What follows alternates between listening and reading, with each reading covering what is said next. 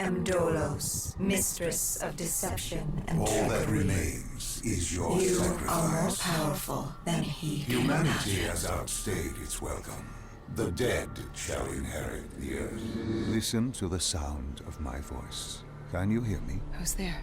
I can't see you. My name is Dr. Salim. We've met before. Dr. Salim. Where am I? You have fallen between the world of the living and the dead. The void. I'm dead? No, I can't be dead.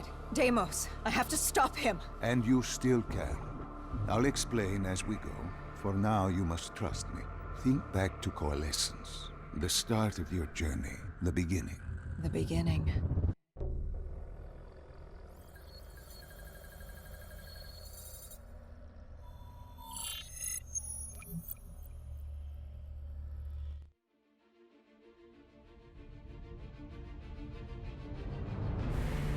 It started at Coalescence Singapore in 2070. 10 years after the disaster. After virus 6115 began its spread. After the dead began to walk the earth.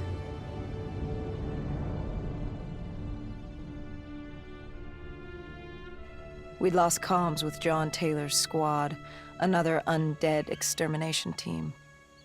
Dead killers, we were called.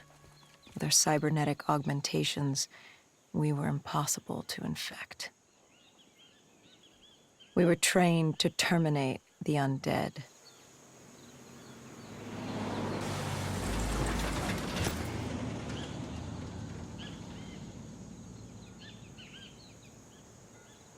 Hendricks was on edge. We were in a quarantine zone, one of many walled-off areas separating humanity from the undead, built to keep the virus and the infected behind their wall, away from the rest of us. The undead weren't our only concern. The 54 Immortals, a local combine who remained in the containment zone, were aware of Taylor's activity. This place was the epicenter of the epidemic. The 2060 Coalescence disaster created the cursed world we lived in today. Any activity at this site would set off alarm bells.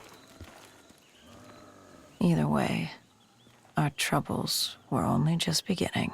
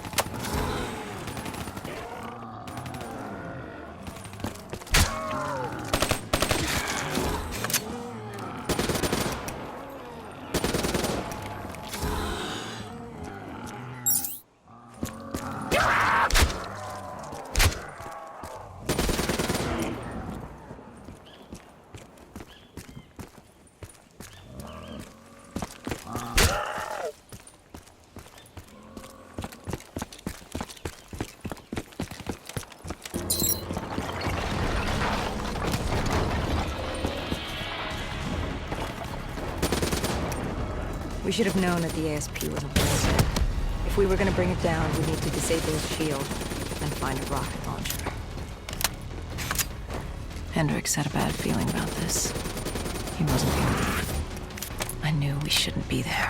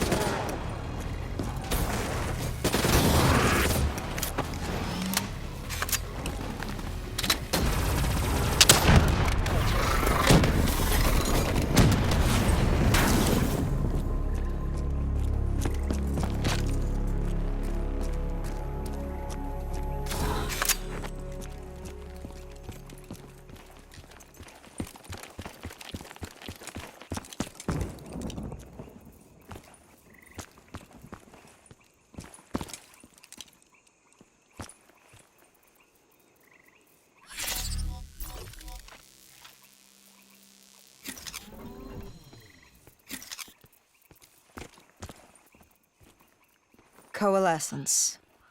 Enhance yourself for a better tomorrow. They'd been the forefront of technology, always wanting to improve the individual, the future of you. What happened? What went wrong? The Coalescence disaster happened. Virus 6115 spread throughout Singapore and strains popped up all over the world. Governments built these quarantine zones to house the undead, a way for the populace to ignore what was happening. 10 years on, and it had worked. We put it out of mind. Ignorance was bliss. What was so special about this operation? It was supposed to be by the books. 5 years after our cybernetic augmentations, Hendricks and I were a well-oiled machine. Quarantine sweeps, recon, search and rescue. It's just what dead killers do. But we'd never been sent after one of our own before. John Taylor's systems had gone quiet. With our direct neural interface, we're hardwired into Winslow Accord servers. Observation knew if you were dead or alive. For Taylor to be neither, that was unusual.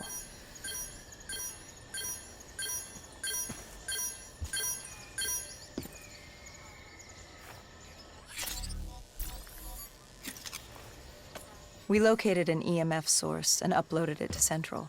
It was a 54 immortal audio log, detailing unusual activity coming from the server room at the lowest level of the building. It couldn't have been more than a week old, probably why Taylor's team had been sent to investigate. Hendricks activated a recon drone to scan for life. We picked up a signal coming from far below. As we stood there in the atrium, I felt like Alice. And we were about to jump down the rabbit hole.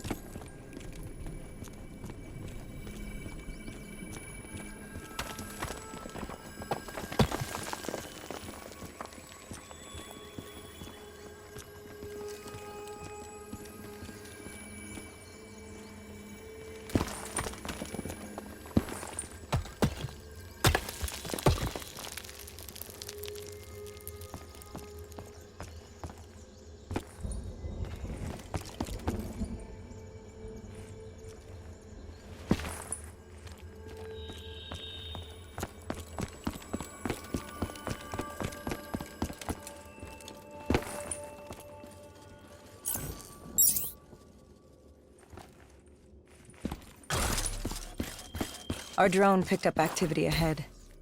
We should have known we weren't alone down here.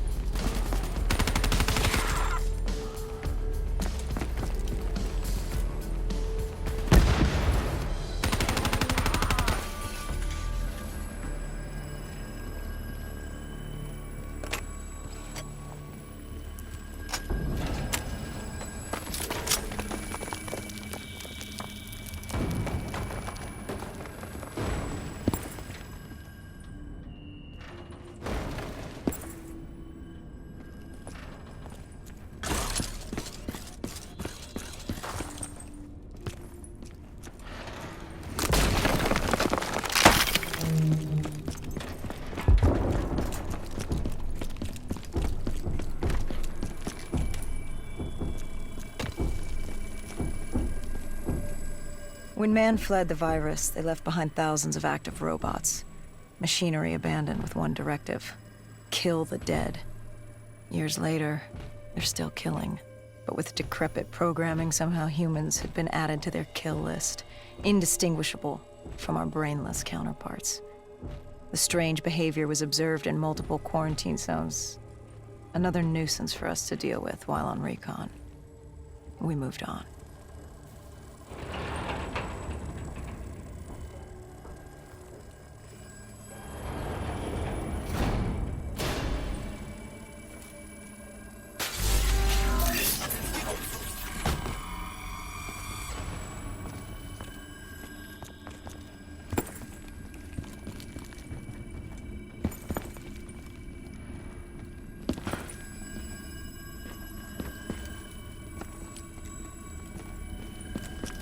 We reached the silo's floor, but the signal came from lower still, below coalescence.